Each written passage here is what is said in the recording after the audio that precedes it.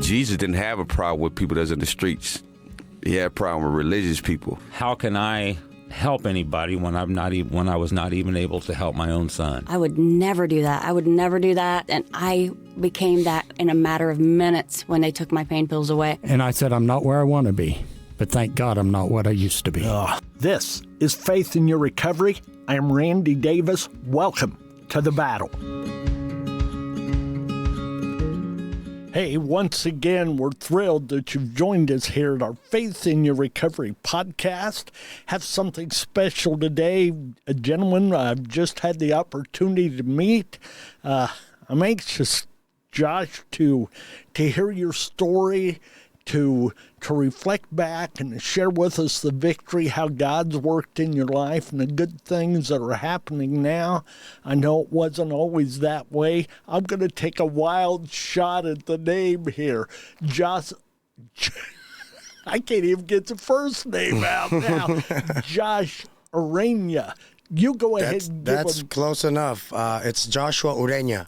All right, where are you from, Joshua? My family's from Costa Rica, but I was born and raised in Los Angeles, California. Okay, and you're still living there now, correct? I live a little bit outside of LA and in around San Bernardino, California. Okay.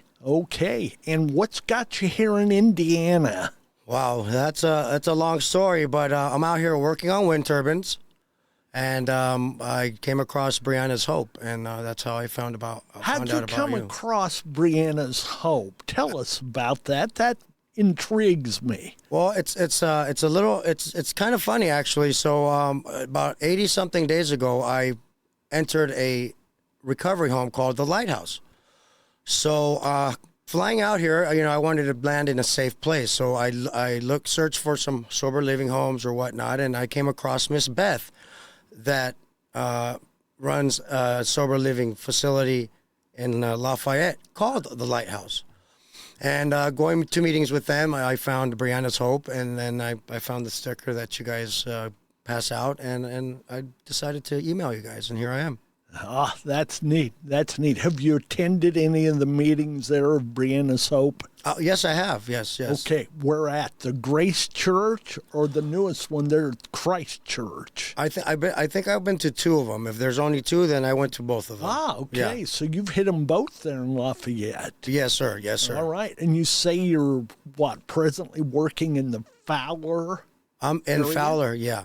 Okay. Fowler, just about 30 minutes out of Lafayette. All right. Well, thank you. I'm glad you found us. I'm glad you made your way here tonight. How long did it take you to get here, Joshua? From Fowler, it took me a couple hours with a little bit of traffic. Yeah. What you guys call traffic, because it's nothing like L.A. traffic. So. I've been there. I had a sister-in-law that lived in Orange County for a number of years. Okay. And I remember trying to shoot across there. And you didn't shoot anywhere very far, very fast. No. Okay. Not at all. Actually, that recovery home I was at is in Orange County. It's called Lighthouse Anaheim. Okay. Yeah. All right. So Lighthouse has been your lighthouse, so to speak. Yes? It has, very much so. It's been a beacon of hope for me today. Hooray for you. Let's back up. Let's go back to the beginning. Tell the folks a little something about Joshua's early childhood. Well, keep it raw. Keep it raw. Well, be honest. Okay. Yeah. Well, Dad left at 5.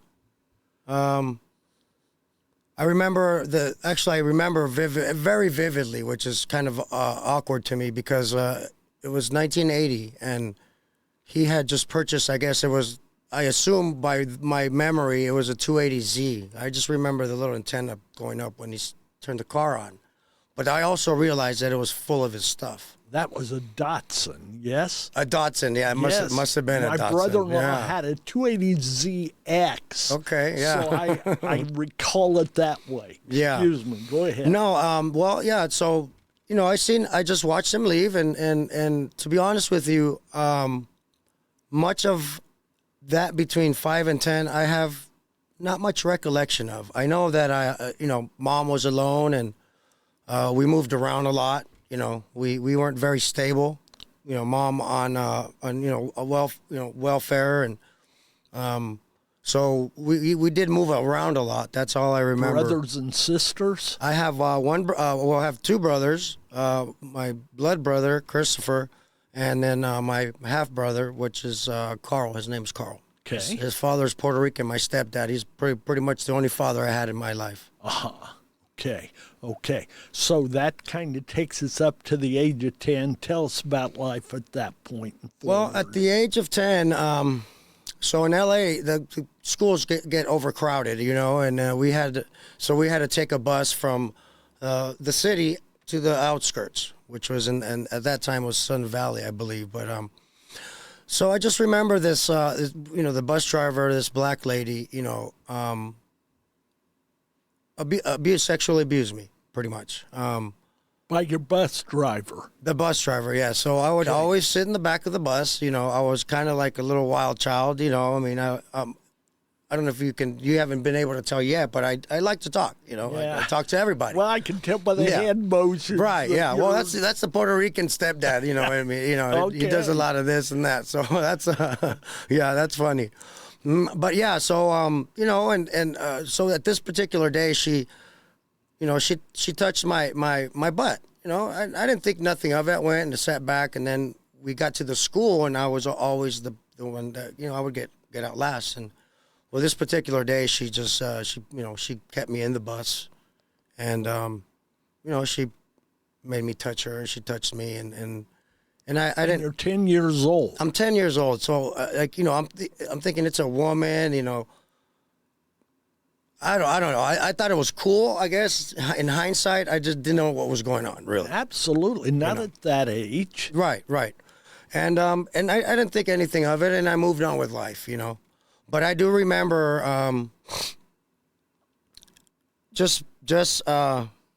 I don't know, just doing all kinds of stupid things, stealing and lying. And, I think the process, I've been an addict before I ever touched a drug or alcohol. The behaviors were there. Yes, sir, it was. Very much so.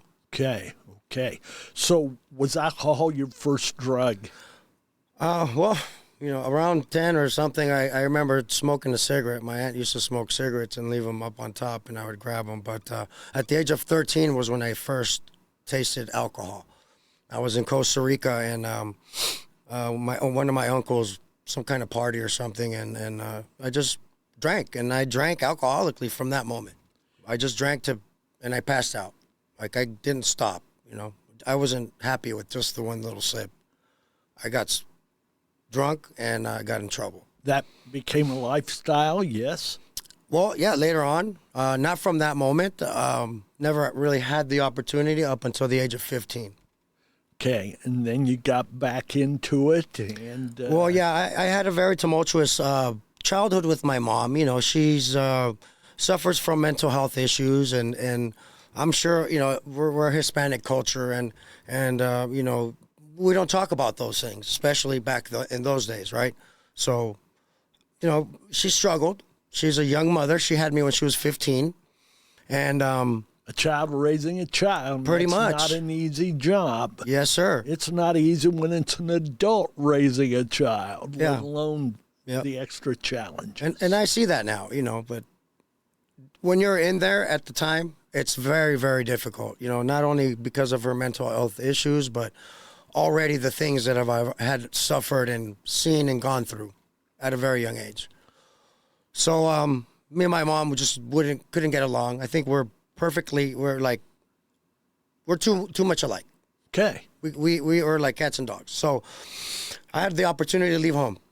So at about 14 and a half, I left home and went clear across the country to New Jersey with some family members of my father. So you went from California to New Jersey. Yes, Is that sir. accurate? Yes, sir. Yes.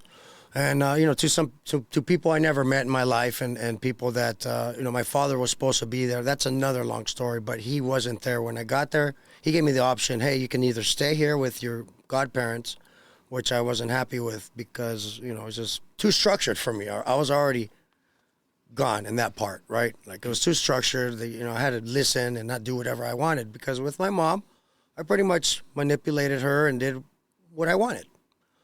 and I wasn't happy. So I decided to go, and I landed over there, and it was okay for the first, it was the summertime, so I just did what any teenager would do. I went to football camp and met the guys, and I was a California boy, so when I got to school, I was like, it was cool. I was That already added a lot to your worth in their eyes at that point. right, and myself, because I really never had. We're the cool guy. Right. So The cool kid. yeah, I was good at football as well, so that kind of helped me.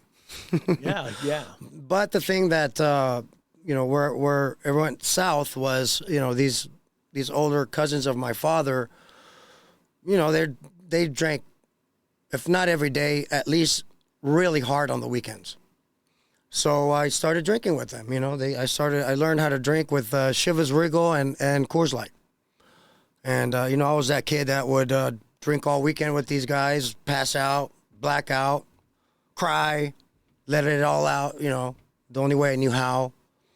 And that's how it was. I remember a couple of times I don't even remember how I walked to school and made it to school, but I probably reeked of alcohol. And one occasion I remember walking down the hallways, everyone kind of cleared the way. I'd wake up in the locker room, passed out. And that's how it went. And that was the expectation and the everyday behavior pretty much for a while, correct or not? Yes. Oh no, it definitely was. I was there for about a year, but unbeknownst to me, I was just masking all those fears and resentments, all the pain. So how did you come to the conclusion that you had just been masking those? Oh my goodness, that conclusion didn't come up until recently. I think I lived in denial for so long. That's just usually the case. right. I came to a point like in my late 20s where I realized I was an alcoholic and an addict, and I couldn't control my drinking, and I had to stay away from it. But there was so much pain there. And then there's so much, not only new pain, but that old pain that it was like popcorn, it's coming out. And I needed to push it down. That layer upon layer, and it just ended up somewhat exploding internally. and Oh, coming definitely. out. Yeah. No, here, as of late, my last run, if you would, I was just wanted to die, I wanted to die, and I didn't know why. Self-harm became part of my routine, blacking out to the, at one point I blacked out for a week, and my hood was in someone's trunk, and I came to, I'm talking to the CHP over there that, that's like the state troopers, I guess, the California Highway Patrol, and I was like, man, my life is over. God was looking out for me, because if I got a DUI, I wouldn't have this job today. If they reported the accident didn't even get reported, I said to myself, wow, other people aren't so lucky. In California, you hear it every day. Someone's dead. This guy hit a car and 5 people are dead. And who always lives? The alcoholic. Yes. It's always like that. And that scared me kind of straight. Of course, I went on another little run for a couple weeks, but in my mind, I said, I don't. It got your attention. It sure did. It started to move you in a positive direction, even though you didn't know how to get there at that time. It gave you an awareness. Well, I think that the funny thing is that the devil took me to the place where God rang a bell, right? Because he was trying to take me out, and he has been for... It was going to be one or the other. It was going to be one or the other, And I could have killed somebody. I could have killed myself. I don't remember, when that happened, it was like almost a week and a half. I don't remember. I don't remember anything. Yeah. I was so hyped up on meth and pills and alcohol. I used drugs just to get me more drunk. And I get drunk just to forget everything. And lately it was happening like that. But, like I said, God has always had his hand in my life. And I think I finally realized it this particular day. That was the moment where the light came on. It did. Very, very, very. It was like a lighthouse. Yeah. You started seeing hope, started seeing help. There was a beacon there in the darkness and the fog of your life that drew you to a positive place, and that place was God. Tell us how God's worked since then. Tell us what your recovery's been like. How long have you been sober and clean of drugs, Joshua? Well, I've learned in the rooms that, I just have today.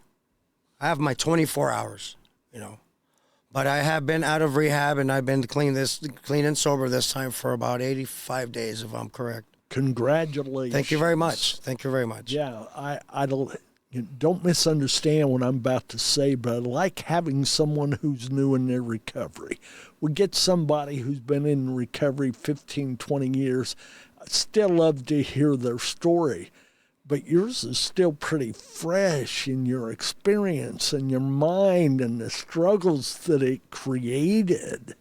So very much so, yes. I am, my brain, my heart, my soul is raw. It's raw. Yeah. And not only, and I said this to the guys because I have this camaraderie and this brotherhood with the gentlemen that I've met through the lighthouse and going to the meetings and being at the lighthouse was kind of like the calm before the storm, right? Like I thought it was tough in there, and I'm going through this and that and the roller coaster of emotions, and no. The moment I stepped away from there and the moment I was in the world waiting to go to work and dealing with my wife and dealing with my brothers, because one of them is, we have addiction runs rapid in our family. And, it's just right now is when the storm is happening. I don't know how to deal with a lot of things, a lot of emotions. I still find myself trying to find ways to push them down with exercise. You amassed them for so long, you've never been able to practice in a positive manner. Yeah. And here you are getting that accomplished. Where are you in your relationships with family at this point? Well, the middle brother, he just, I feel for him because about 2 weeks into me being in recovery, he's going through his own stuff, and he's long story short, he's in jail now, and he looks to be in jail for a very long time due to this addiction. So that's my brother, and even if he wasn't in jail, I would probably have to take him out of my life because it's unhealthy. Okay. And then there's a younger brother, and he's in an active addiction, and although I love my brothers, I love my family, they're just very toxic for me. And I understand that now. That's not easy to come to that point, is it? To recognize and admit it, but it's certainly important to do for the sake of your own recovery, and that's not selfish. Contrary to, other people's belief, sometimes I feel like it is selfish, but now I know that it's not. Because if Josh isn't well, Josh is not going to be able to help anyone around him. If you can't help yourself, you can't help others very well, can you? No. I'm still learning how to love myself. And that's turning out to be a very, very, very difficult obstacle. Just because I don't even know. I thought I had good self-esteem, but at this point, I have no self-esteem. I have, all these things coming up. All the relationships I've torn, ripped apart, not only in my family, but in all reality, I've never really had even friends, All the people I know either do drugs, sell drugs, or are just around for the drugs, right? And at the end, though, I was so consumed. So I call it the beast feeding the beast, right? Because I get high and I get drunk, and I feel so crappy because I don't want to do it. I don't want to do it. That makes me think of those words of Paul in Corinthians where he says, I do the things I don't want to do, things I want to do, I can't get done. Now, that's paraphrase. That's my paraphrase. I know that's not verbatim. But the idea, I've yet to meet someone who struggles with addiction that's where they wanted to be 20 years ago. Nobody's ever said to me, 20 years from now, I hope I'm into addiction. I'm struggling with all these issues, and I uncover a multitude of problems that drove me to the moment. I've never heard that, but that's the story so many people tell. And those stories are so different, but at the same time, they're so similar, right? Because Exactly. in the rooms, I can hear my story 100 times. And I want to feel special, like Josh is the only one that has these problems. Josh is the only one that was abused. Josh is the only one that's seen these things that he didn't want to see, or be part of these things that he didn't want to be a part of. But when the enemy takes you and you're ignorant and you're pretty much just a foolish boy, which I was, which I still am in a way, because I stopped You're making maturing. up for lost time. I'm trying to, and that's where I failed. I think so. I was in recovery last year as well. I did a 90-day program, but that's where I failed, because I said, well, like you said, I've got 32 years of running and gunning, hit the streets and homeless and this and that and up and down and having things and not having things, and it's just been a wild rodeo. It's the best way I can, explain it. It's been a rodeo, and some bulls were tougher than others, Some you could ride. and some rode me. Yes. And just I'll tell you one thing. I don't regret anything that's happened in my life, because I see that it's made me the person that I am today. Right? So I have a firm belief that some of us are made to suffer, so others don't. And I mean, that I don't know how that sounds, but I just believe that, because Experience if God tells you. right, Mike, yeah, right. So like, I mean, I love helping people. I love helping others. I've walked the streets dirty, invisible, because that's what you are when you're on the streets. You're invisible to society, to life, to everything. Not very many people see you. And sometimes not even Christian people see you. And if they see you with eyes of, condemnation and judgment. Instead of compassion and the things of God, the eyes he wants us to use when we see someone. Right. And that's, it's not easy. It's not easy. That's a big lesson for folks out there, our audience, to hear, that people can tell how we're looking at them. The attitude behind it. It's the eyes are the window to the soul. And you look into somebody's eyes, you can look deep and see there's compassion and caring, or it's just, man, get me out of this moment, or I'll turn immediately away so I don't have to deal with this. Definitely 100% true. And that's sad when there's so many of us suffering, suffering not only from mental health issues and addiction problems, the full spectrum of addiction problems, right? Like gambling, sex, Absolutely. all this stuff that the flesh feeds on. So, is there a way we can truly, in your estimation, truly help the folks going through the battles you went through? What could I have done? What would you have asked of me had we been at a point to where you felt comfortable speaking with me? What could I have done for you that we're missing out on? That's a very good question. And the answer is probably more complicated than the question itself, right? Because you can't help anyone that doesn't want help or doesn't even know or think they need help themselves, right? Bottom line. Bottom line. Exactly. Bottom line. Many people have tried to help me, but I just wasn't ready. I didn't want it.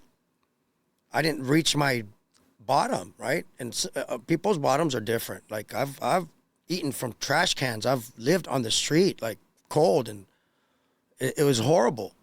But not even that took me to the realization that, hey, I have a cousin that he's tried to help me out when I lived in Tennessee. His name is Randall. And he many times reached his hand out. Many times. And I just pushed it away. Because you weren't ready at that time. The pain is so consuming that it's a fire. It's like a fire that's not lit, but it's burning you, right? Kind of like sulfur in water. Interesting. And you're just burning, and you don't even know why you're burning, and you don't want to live like this, but you live like this anyway because at the time you're just in survival mode.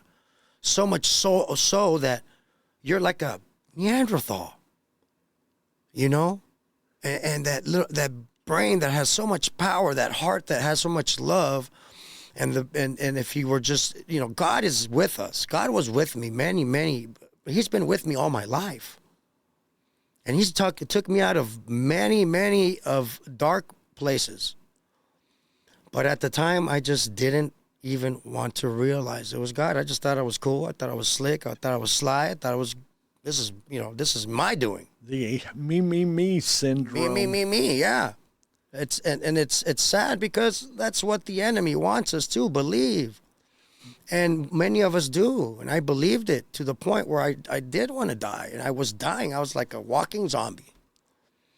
I'm a walking zombie. Piece by piece. Piece by piece. Your soul just disappears. You ask, what could you have done different? Not give up. Not give up. Because it's easy to say, well, this guy doesn't want it. Leave him alone. And that's sometimes how I feel with my younger brother. Like, I tell him, brother, I just wish you can feel the freedom that I have today. Oh, it's like it just doesn't work. I know it's ultimately God's time schedule. I get that. But it's secondarily to that, it's their time schedule, not ours, right? Right. We can offer. We can be there. We can hang in there with them. We often like to say, stay in the battle. We can be in the battle with you, but we can't fight it for you. I have always believed that God can provide the farmer the ground for his crop, but God's never driven a tractor and gotten the plowing done, okay? That's for sure, yeah. And that's the way it is here. We've got to do the work. God will give us the energy. He'll give us the moments, but we have to shovel the dirt to get it out of the way. And that's very true. God helps those that help themselves, right? He'll even give you the resources, right? He'll give you the resources, but... So what are I'm going to throw a number out there. If you only get 3, hooray. Give us your most important coping skills. Give us 5 of your most important coping skills that keep you above the drug at this time. What are those 5 things that work for you that might work for someone else, or they may not? We understand the journey to recovery is different for every one of us. No one path will get us all there. We wouldn't be here talking today, Joshua. That's very true. That's very true. But there is one ultimate way and one ultimate path. And for me, that path is my Lord and Savior, Jesus Christ. Without God in my life, I would be living for myself. And I would still be using and abusing not only drugs and alcohol, my life, my wife, my body, my family. So, number 1, first and foremost, is God. Your relationship. Because of who he is, not because of who you were or because of who you are, but because of who he is. Exactly. Okay, I don't like to name God as a coping skill, but we'll take that as number 1. So what's number 2 for you? So the camaraderie of the fellowship, people like yourself, people that want to listen, because some people say they want to listen, but they don't hear you. Exactly. So in all walks of life. All walks of life, You could be anyone or no one. I've heard it said the opposite of addiction is not being clean, but community relationships. Exactly. So that's what you've just said to us in so many words. Mm-hmm. Do you have other coping skills that you like to use? Personally, I use exercise. Right now, I just try to stay busy with work. That's a positive outlet. Now that can It become is. an addiction as well. It could, very well And so. we all know those who verge on that, but that's a positive thing. Yeah, Yeah. yeah. I try to maintain a healthy balance. So not only mind, body, and spirit, but soul. So I find help in others that suffer like me. Helping others helps me cope. Takes me out of self, right? That's the premise of AA, right? I mean, that's the 12th step, right? To give, to spread the word, to love. Yeah. Yeah. Give back. Yeah. In a positive way. So let's kind of go to the opposite of all of that. What are your triggers? What are your triggers? I wasn't waiting for that one, but I got you though. All right. Yeah, those are easy. It's crazy how the positive is hard and the negative is easy. So, anger is my trigger. I have a very very big anger issue problem because I do not know how to express my emotions. It is the easiest of all emotions to express is our anger, whether we're in addiction or not.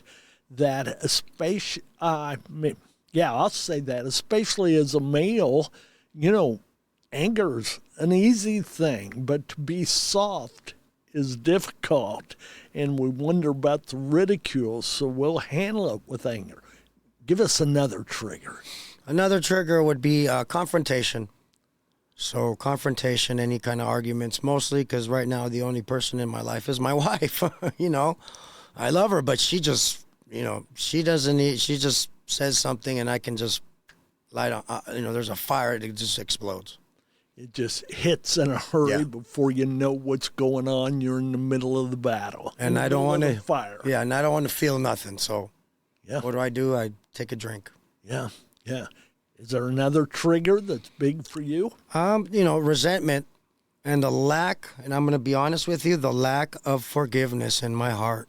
It's hard for me to forgive. It truly is, just because I've lived in this dark place that, I've heard it said that, I'd drink the poison and wait for you to die. And there are many people in my life that I've been drinking the poison for.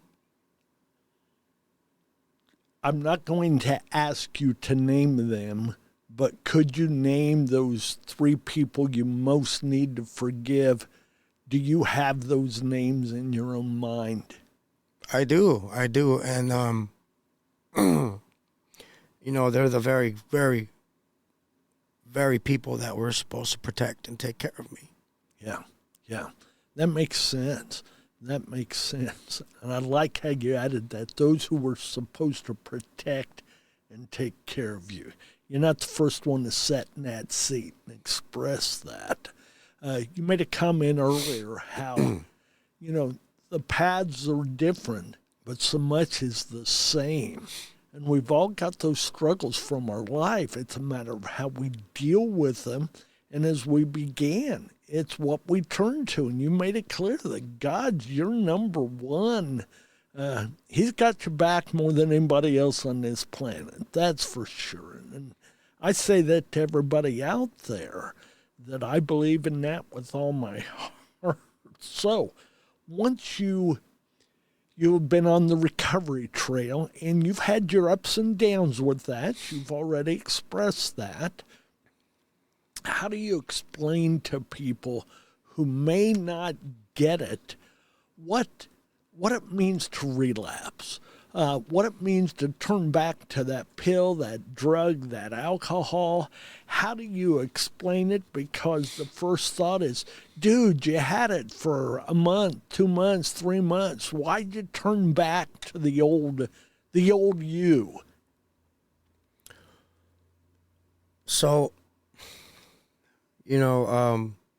my sponsor, he told me, you know what, Josh, you relapsed, you messed up, but it doesn't take away the knowledge that you've gained up until that relapse, right? So, Oh, yeah, like right. that. Yeah, and it doesn't. The only thing that changes is your sober date.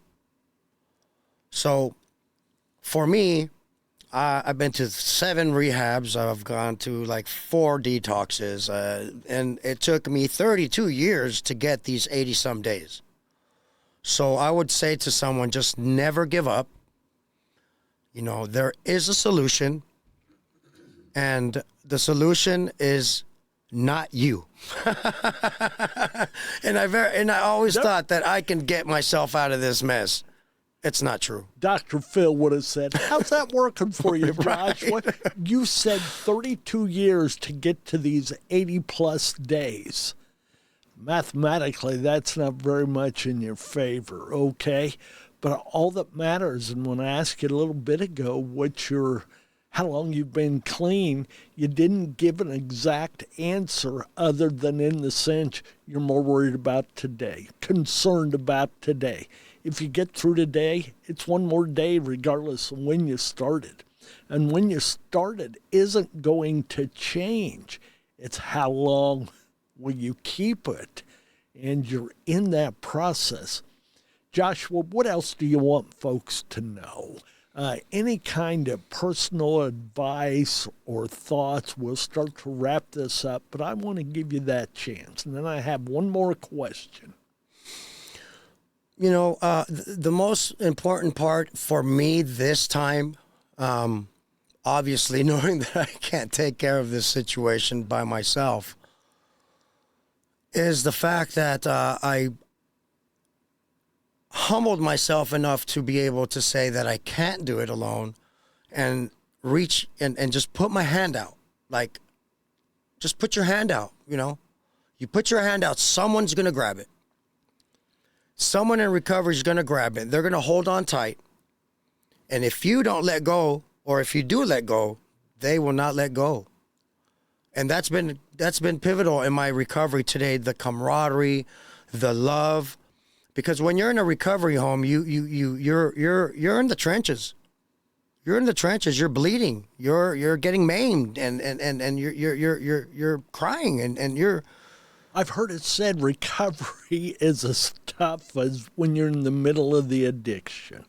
It is, and probably more so because you're feeling psychologically starting to come around. Absolutely. Yeah, and that is crazy. That is just, to me, it's very, very difficult. I don't think a lot of folks would get that without being in your shoes, without being in your battle. Right. Yeah. One more thing I would say is just to talk about it. I've talked about my sexual abuse, because I was sexually abused as well at the age of 15 in a blackout in that house with those guys, and whatever happened. So I had never talked about that, and it made me feel ugly and dirty and whatnot. But since I was in this last recovery home, I talked about it. I talk about it in the meetings. Just talk about it. Whatever it is that's keeping you with that anchor in the depths of hell, talk about it. It releases the power it has. And of course, prayer. I get up on my knees and I go to bed on my knees. That's the best start and finish to a day you could possibly have. Final question here. Once again, the title of our podcast is Faith in Your Recovery. More than once, you've talked about your faith here. What do those 4 words mean to you? Faith in your recovery. Faith is very difficult for me.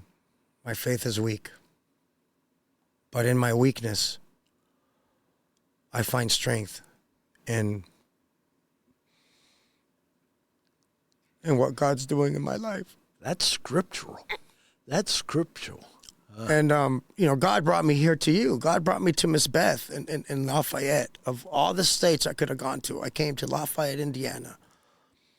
And we're here today. It's it's much more than coincidence. It's Christ. And for me to have the privilege of getting to meet you and hear your story, you sent us a bio, and I read that bio, and I thought, whoa, what an experience over and over in many different ways. And then to have you make the 2-hour trip to come here, that tells me you're serious about what you're doing and serious about trying to reach out to others. So anything in closing? This is life or death for me. And there's only 2 options for me. Get well and get well. That's all. Or I die. Do you hear that, folks?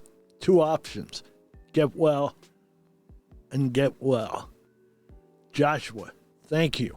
Thank you for your willingness to share, for being open, for being raw and real as we ask you to.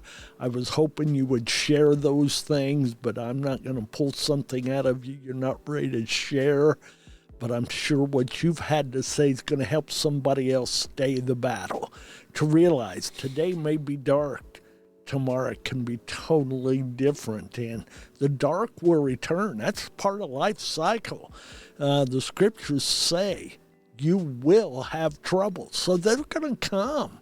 But you're going to have a God that'll lift you above them, bring recovery to you in more ways than one.